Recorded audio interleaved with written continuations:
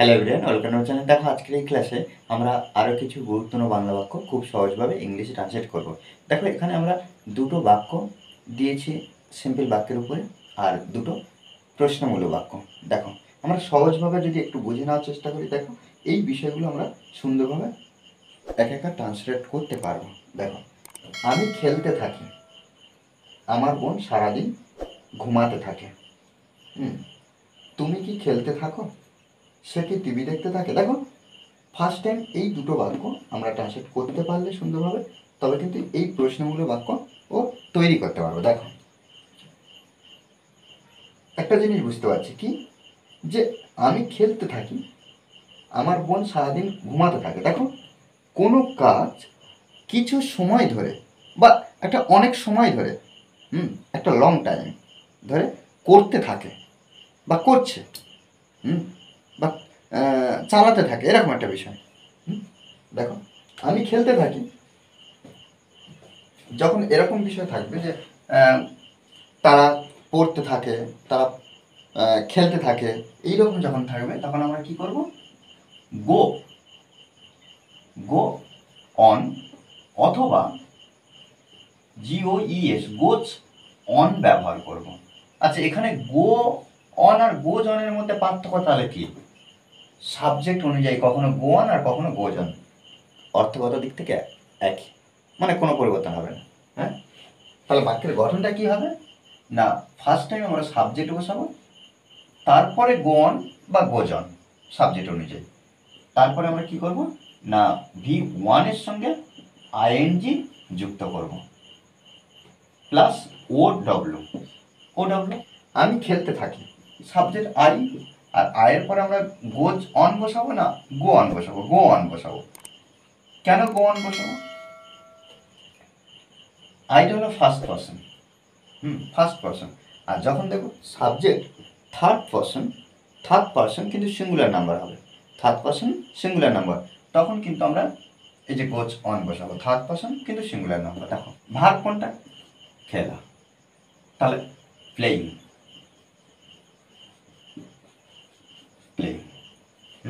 তাহলে I go on playing, আমি খেলতে থাকি, আমি খেলতে থাকি। আমার বোন সারাদিন ঘুমাতে থাকে, তাহলে আমার বোন মাই সিস্টার,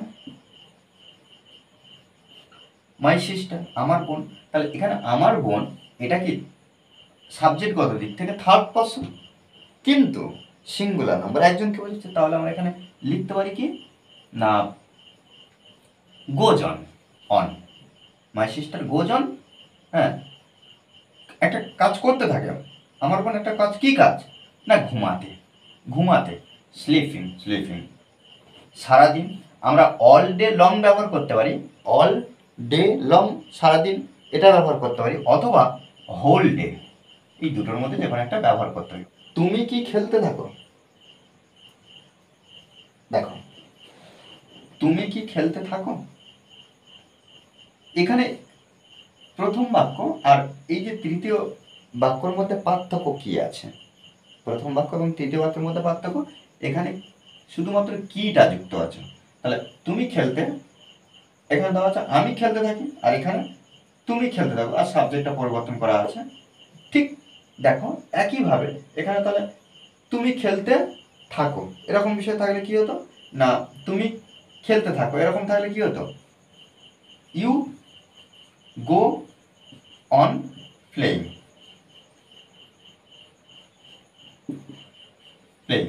তাহলে ইউ গো অন প্লেইং এরকম থাকতো। তো যদি জিজ্ঞাসা চিহ্ন আর কি যদি না থাকতো এরকম হতো, কিন্তু প্রশ্ন করা হয়েছে, আর প্রশ্ন সাধারণত দুভাগে ভাগ করা যায়, কি কি, ইয়েস নো কোশ্চেন আর WH কোশ্চেন আমরা জানি। একটু শর্টে আমরা জেনে নিই, অন্যান্য ক্লাসে আমি এই যে ইয়েস নো কোশ্চেন আর WH কোশ্চেন নিয়ে আলোচনা করেছি। যখন যে প্রশ্নের উত্তর হ্যাঁ অথবা না বললেই প্রশ্নের উত্তর হয়ে যায়, তাকে আমরা ইয়েস নো কোশ্চেন বলবো। আর হেল্পিং ভার্ব দিয়ে শুরু হয়, am is are, was were, have, has, had, shall, will, should, would, can, could, may, might, must, ought to, এইগুলো দিয়ে যখন শুরু হবে তখন আমরা কি করব না ইয়েস নো কোশ্চেন হিসেবে ধরবো। আর ডব্লিউএইচ কোশ্চেন কি, যখন কোনো প্রশ্নের উত্তর বিস্তারিত কিছু বলতে হয়, উত্তর দিতে হয়, তখন ডব্লিউএইচ কোশ্চেন বলবো।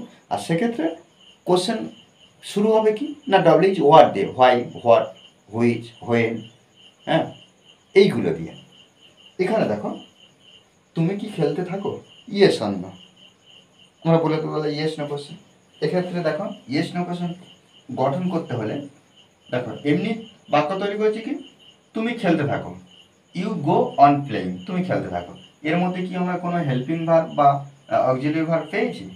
পাইনি তো। যখন আমরা কোনো হেল্পিং ভার্ব বা অক্সিলিয়ারি ভার্ব পাবো না, তখন আমরা কি করব, প্রশ্ন করার ক্ষেত্রে ইয়েস নো কোশ্চেনের ক্ষেত্রে আমরা নাম ডু, কি ডু, ডাচ আর ডিড, এই তিনটের মধ্যে যে কোনো একটা নিয়ে আসবো, সেটা কিন্তু বাক্য অনুযায়ী।